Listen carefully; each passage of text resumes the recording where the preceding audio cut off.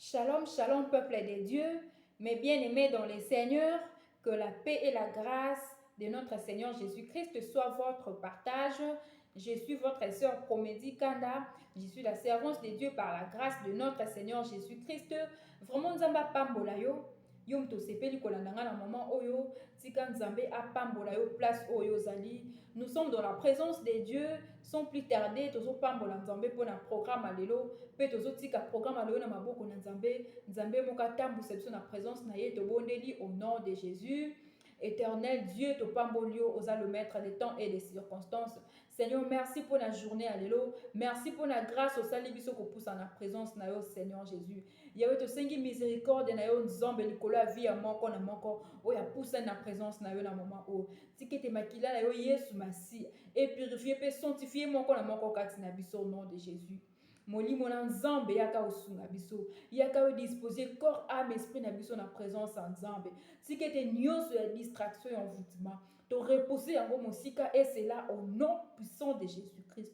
Nyonso monguna koluka kosala pona empêcher biso to soit délivrance na biso journal lelo to détruire puissance nango pe to anéantir misa nango et c'est là au nom de Jésus. Yawe na moment o to beli règne na yo kati na biso Seigneur tikete loboko na yo ya nguya nzambe esembola mapona ko délivrer moko na moko kati na biso na maboko ya monguna au nom de Jésus. Seigneur na moment o to tomboli bobele kombo na yo Yesu Masia tikete misa na yo Seigneur Jésus-Christ esalema na ba vie na biso pe to kozanga te ko tombola kombo na yo. Merci Seigneur Jésus-Christ.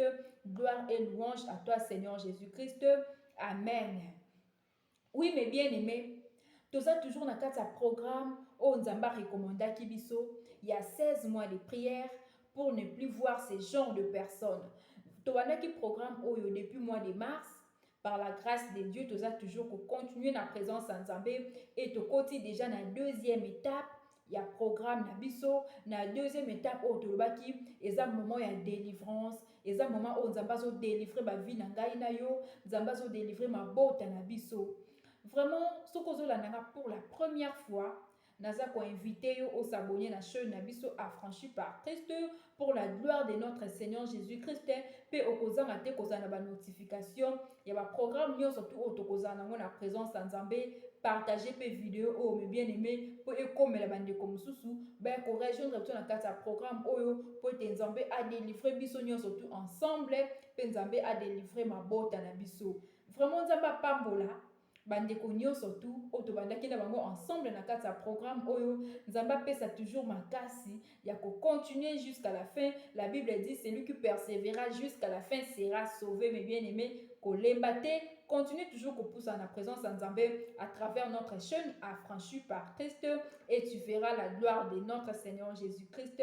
Nzamba pambola pe lisusu bandeko nyonso tu oyo baza ko soutenir ngai pour l'avancement ya mosala na Nzambe partout au bozali. Vraiment Nzamba mona bino pe Nzambe apesa toujours makasi ya kosala mosala na Nzambe.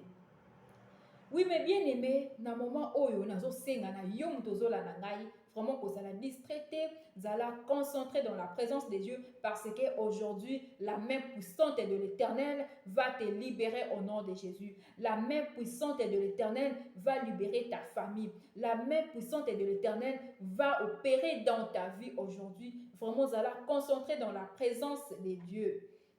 Tozu ba Bible na biso, tozo tanga liloba na Nzambe. Toza toujours na livre ya Exode, ndenge Nzambe azo recommander biso, ndenge Nzambe azo tambwisa biso na présence na ye, tozo continuer toujours na message oyo. Exode chapitre 3, tobandi na 18e verset, tokosukisa ti na 19e verset, nous lisons la parole de Dieu. Ils écouteront ta voix et tu iras toi et les anciens d'Israël auprès du roi d'Égypte. Et vous lui direz, l'Éternel, le Dieu des Hébreux, nous est apparu. Permets-nous de faire 3 journées de marche dans le désert pour offrir le sacrifice à l'Éternel, notre Dieu. Je sais que le roi d'Égypte ne vous laisserait point aller si ce n'est par une main puissante. La parole du Seigneur, mes bien-aimés, liloba na Nzambe eza na nguya, liloba na Nzambe kangolaka, liloba na Nzambe ebikisaka. eliloba na nzambe oyo tozoyoka na moma lelo tika ekota na kati ya vi na yo, esala misala na kati ya vi na yo, ekota na libota na yo, esala misala na kati ya libota na yo, mpe ngai na yo tokotikala plus jamais na kati ya captivité, na kati ya emprisonnement, esika oyo monguna akondana ngai na yo. Bien aimé, na moment oyo toza na yango, na temps oyo toza susu na temps te ya konégocier na monguna, toza na temps te ya konégocier na ye, ya kobondela na ye, ya kosolola na ye, ya koyokana na ye. Temps wana eza te, mes bien aimé. Na temps oyo toza na yango, esengeli ngai na yo to se révolter na prière. Bien aimé, ntango Nzambe a ordonné Moïse akende kolibérer peuple Israël na maboko ya Égyptien. Bien aimé, soki Pharaon a condamné le peuple Israël, ezaki kaka na bit moko, azaki na besoin peuple Israël bazala esclave na ye, bazala na service na ye, basalela ke misala. Or tango mutu a condamné yo aux esclaves na ye, mutu wana akomi déjà maître à vie na yo, mutu wana akomi déjà ko diriger vie na ye, oza sous ordre na ye. O nyonso ya koloba likola bomoi na yo yango yo kotosa, o nyonso ya kosala likola bomoi na yo yango yo kotosa, parce que na moment wana oza esclave na ye, ozo servir ye, oza na service na ye, oza na pouvoir moko te likola bomoi na ye. Bien aimé, or Nzambe na lola akela ngai na yo poto salela ye, Nzambe na lola akela ngai na yo poto gumbamela ye, Nzambe na lola akela ngai na yo po à tout moment to tombolaka ye. Mais monguna alingi te kotika ngai na yo to salela Nzambe, monguna alingi te kotika libota na ngai na yo egumbamela Nzambe. Yango azwa biso, akondanaka mabota na biso, akondana ba vie na biso na kati esclavagisme po tozala na service na ye. Or la Bible nous dit mutu moko te akoki ko servir deux maîtres à la fois. Bien aimé, soki vi na yo eza na se esclavagisme ya monguna, monguna naza maître na yo, et na moment wana, mes bien aimé, okokoka kosalela Nzambe te, parce que okokoka te ko servir deux maîtres à la fois.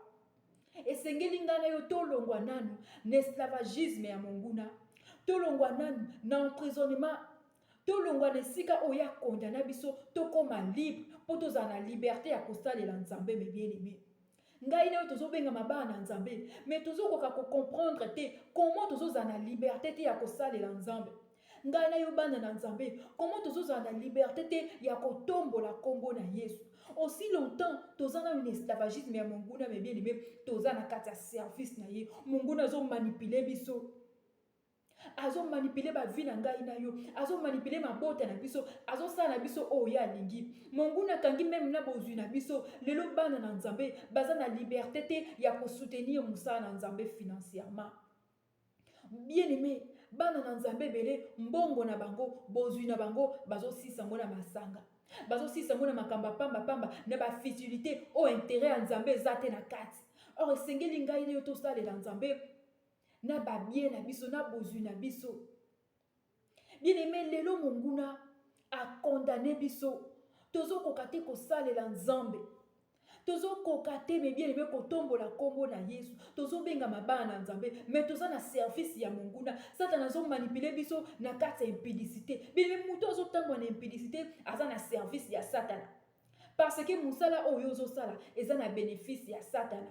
Tango yozo sala ekobo, tango yozo kuya na ekobo, ozo tambola na vie ya sainteté te, mes bien aimé, oza na kati ya service ya monguna. Satana ndazo bénéficier na vie na yo. Tango yozo sumuka, yazo honneur. Tango yozo sumuka, yazo se réjouir. Tango yozo sumuka, yazo sepela. Azo loba oui, o penaza na service nanga, azo bénéficier likola bomoi na yo. Mais Nzambe na lola, azo kokate ko bénéficier likola bomoi na yo, mes bien aimé. Tika ozwa conscience, tika, mes bien aimé, o comprendre que vie na yo esengeli osalela Nzambe.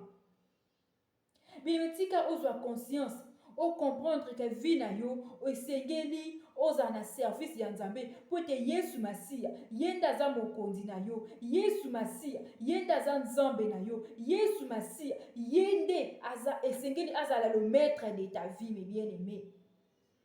Ngai na yo tokoki ko demeurer te na kati ya emprisonnement ya monguna. Bien aimé, ngai na yo tokoki ko demeurer te na kati ya esclavagisme. ngai na yo tokoki kodemere te ya kozala na service ya satana. Esengeli bavi na ngai na yo nzambe a trouvé bénéfice. Esengeli bavi na ngai na yo esepelisa nzambe. Vi na ngai na yo etombola kombo na Yesu. Esengeli mabota na biso eza na service ya nzambe. Mais na kati mabota na biso, mes bien-aimés, tozomona ba miyibi baza na kati, ba bandi ba voyou, ba obakena ko tondisa ba bar, na ba boîte de nuit, na kati escroquerie, na ba mensonge, mes bien-aimés. Nyonso wana ezolakisa ke toza na service ya satana parce que tozosala mosala ya satana. Bien-aimé, à chaque fois, na kati ya motema na yo, oza na posa kosalela nzambe, mais ozokoka te parce que vi na yo eza na nous condamner. Mais lelo, mes bien-aimés, Nzambe azo libéré bon moinangai na yo. Mais lelo, mes bien-aimés, l'Éternel des armées, ton créateur, le Dieu tout-puissant, alobi, fait à toutes ces histoires, mes bien-aimés. Nzamba eko mettre fin na makambo wana. Toza na temps eko négocier te, ko yebisa munguna na bopete te, to banda ko bondela ye, to po atika ngai na yo. To ko bondela ye te, mes bien-aimés. Te uyozo kanisa, soko zo négocier na ye, nda ko tikela yo temps, mes bien-aimés. Eza temps eko négocier te. La Bible nous dit, mes bien-aimés, totangi liloba na Nzambe. Nzamba lobi, Abi, je sais que le roi d'Égypte ne vous laisserait point aller si ce n'est par une main puissante. Pour Monguna a libéré ngai na yo, mes bien-aimés, ezate na ko négocier na ye. Et sengeli nzambe na lola, aya ko libéré ngai na yo. Pour Monguna atika ngai na yo tozala libre to salela nzambe. Toko négocier na été, mais esengeli intervention ya nzambe. Tozana besoin de l'intervention divine. Tozana besoin de la main puissante de l'Éternel. La main de l'Éternel ndeko ya ko bimisa ngai na yo na kati esclavagisme. La main puissante de l'Éternel ndeko ya ko libérer ma bota na biso, ndeko ya ko longo na biso na kati ya captivité. Esika monguna kangi biso azo torturer biso, mes bien-aimés. Tango za na service ya monguna akosala na yo o nyonso ya lingi parce que vi na yo eza na maboko na ye. Soka lobi abelisa yo akobelisa yo. Soka ninga bwakelo malédiction akobwakela yo. Soka ninga compliqué venir na yo compliqué parce que vi na yo eza na maboko na ye. Yenda za na pouvoir pas na autorité likola bomo na yo. Yango lelo, mes bien-aimés, Nzambe na lola akiti na nguya na ye par sa main puissante. Oh l'Éternel des armées, na journée à lelo akiti na nguya na ye par sa main puissante pour na ko libérer bomo inanga na yo, pour na ko libérer mabota na biso, tokozala lisusu na kati esclavagisme te, tokozala lisusu na kati captivité te parce que intervention ya Nzambe esi ekiti pour na ko délivrer bomo inanga na yo, pour na ko délivrer mabota na biso. Bien-aimé, si kozali na lingo zo attitude ya prière parce que tozo bondela. Toza na te ko négocier na monguna te.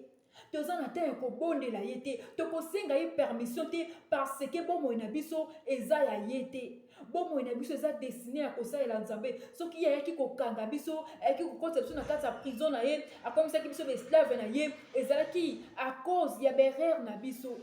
Mais lelo, mes bien-aimés, Nzambe na nguya na ye alingi a mettre fin na likambo o, mes bien-aimés.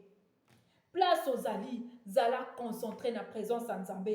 Tozo bondela, banda ko pambola Nzambe, banda ko pesa Nzambe merci. Nzambo alobeli yo na journée alelo, Nzambo azui décision à ko libérer yo, Nzambo ya sepeli abimisa ngai na yo na kata maboko ya banguna, banda ko pambola ye to bondeli au nom puissant de Jésus.